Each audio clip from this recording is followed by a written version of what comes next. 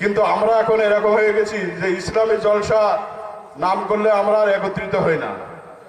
যেহেতু আমাদের বাড়ির সবাই যদি আমরা বাড়ির লোকগুলোও বসি তাও সবার স্টেজের সামনে মানানসই হয় বা বাইরেরও দুজন লোক এসে বসতে পারে, কিন্তু আমরা আমাদের মেহমান নিয়ে ব্যস্ত, প্লাস আমরা বাজারঘাটে ঘুরে বেড়াবো।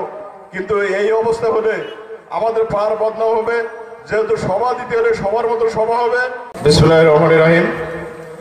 আজকে নগরহাটা বাগপাড়ার জামি মসজিদ প্রাঙ্গণে ইসলামী জলসার প্রধান অতিথি, বিশেষ অতিথি,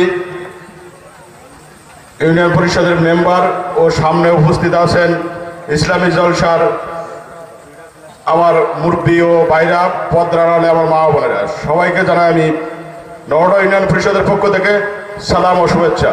আসসালামু আলাইকুম। আজকে ইসলামী জলসা আমাদের নগরহাটা বাগপাড়া মানে আমাদের বাড়ির সভা, কিন্তু আমরা এখন এরকম হয়ে গেছি যে ইসলামী জলসা নাম করলে আমরা আর একত্রিত হই না।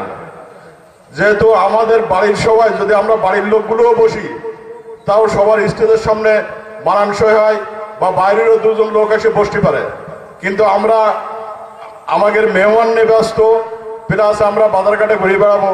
কিন্তু এই অবস্থা হলে আমাদের পাড়ার বদনাম হবে, যেহেতু সভা দিতে হলে সবার মতো সভা হবে।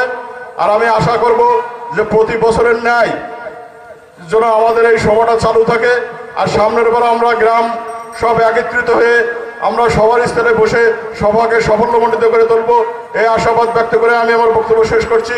আসসালামু আলাইকুম।